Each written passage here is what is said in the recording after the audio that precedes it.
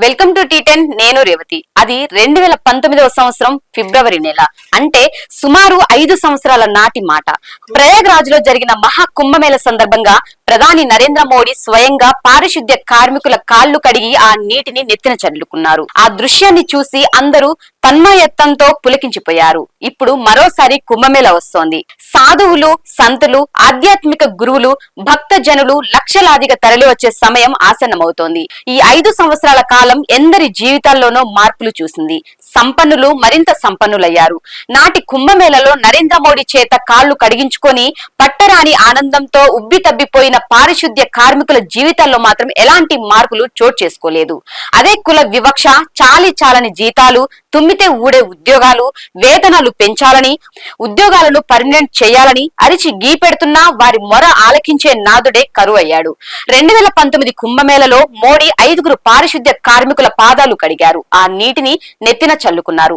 ఇప్పుడు వారిలో 3 మళ్లీ కుంభమేళ విధులకు హాజరవుతున్నారు. ఆనాటి నుండి తమ జీవితాల్లో వచ్చిన గొప్ప మార్పులేవి లేవని కర్బాకు చెందిన జ్యోతి మహతర్ వాపోయారు. దేశంలో అత్యంత శక్తివంతుడైన నాయకుడు మా కాళ్లు కడిగారు, అయినా మా పట్ల వివక్ష కొనసాగుతూనే ఉంది అని ఆవేదన వ్యక్తం చేశారు. జ్యోతి అభిప్రాయంతో మరో 3 కార్మికులు కూడా ఏకీభవించారు. కుంభమేళ సమయంలో ఒకే గదిలో తలదాచుకున్న వీరందరి పాదాలను నాడు మోడీ కడిగారు. వీరంతా దళితులే. అప్పటికి సార్వత్రిక ఎన్నికలకు 3 నెలలు మాత్రమే సమయం ఉండటంతో కాళ్లు కడిగే కార్యక్రమానికి బాగానే రాజకీయ ప్రచారం లభించింది. మోడీతో కాళ్లు కడిగించుకున్న కార్మికుల్లో ఉత్తరప్రదేశ్ లోని బందాకు చెందిన ప్యారేలాల్, నరేష్ కుమార్ చౌబీ, సంబల్ కు చెందిన హోరీలాల్, ఛత్తీస్గఢ్ లోని కర్బాకు చెందిన జ్యోతి మహతర్ ఉన్నారు. ఇప్పటికీ అంటరాని వారేమో వారిలో 3 ఇప్పుడు కూడా కుంభమేళ విధులకు హాజరవుతున్నారు. హోరీలాల్ తిరిగి తన స్వగ్రామానికి వెళ్లిపోగా చౌబీ చనిపోయారు. ఆమె ఉద్యోగం భర్తకు లభించింది.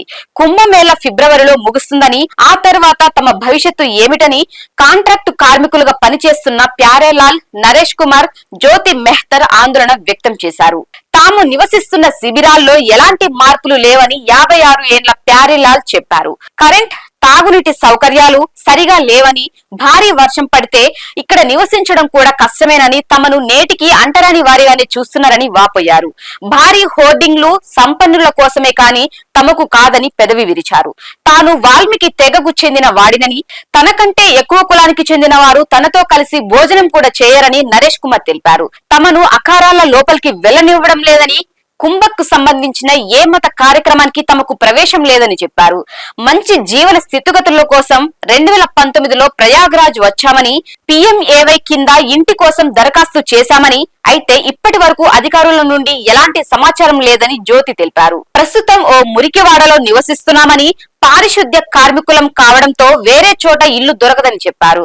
ప్యారేలాల్ కూడా సీఎం ఆవాస్ యోజన కింద ఇంటి కోసం దరఖాస్తు చేశారు. అయితే ఇప్పటికి దానికి అతీగతి లేదు.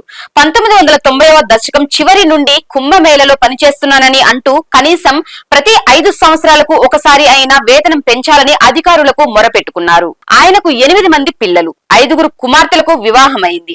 3 కొడుకులు దినసరి వేతన కార్మికులుగా పనిచేస్తున్నారు. నరేష్ కూడా ఇంటి కోసం దరఖాస్తు చేశారు, కానీ ఆ కల నేటికి నెరవేరలేదు. 2019లో ఆయనకు నెలకు 8,000 రూపాయల వేతనం లభించింది. ఇప్పుడు సుమారు 10,000 రూపాయలు వస్తున్నాయి. ఈ స్వల్ప మొత్తంతో కుటుంబాన్ని ఎలా నెట్టుకు రావాలని ఆయన ప్రశ్నించారు. మళ్లీ మోడీని కలిస్తే కార్మికులకు PM ఆవాస్ యోజన కింద ఎందుకు ఇల్లు మంజూరు చేయలేదని సంబంధిత అధికారిని ప్రశ్నించగా, వారి వివరాలను ఉన్నతాధికారులకు పంపామని, సరైన పత్రాలతో దరఖాస్తు చేస్తే ఇల్లు తప్పనిసరిగా వస్తాయని బదులిచ్చారు.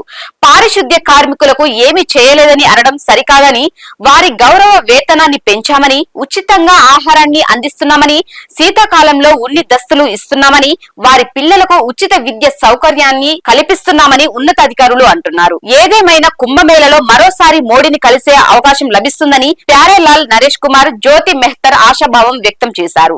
ఆ అవకాశం దక్కితే తమ సమస్యలు చెప్పుకుంటామని అన్నారు. గౌరవం మాత్రమే కడుపు నింపదు, సమాజం కూడా మమ్మల్ని గుర్తించాలి అని జ్యోతి కోరారు. దీనిపై మీ కామెంట్ తెలియజేయండి. ఇది ఇవాళ న్యూస్. చూస్తూనే ఉండండి టీ10.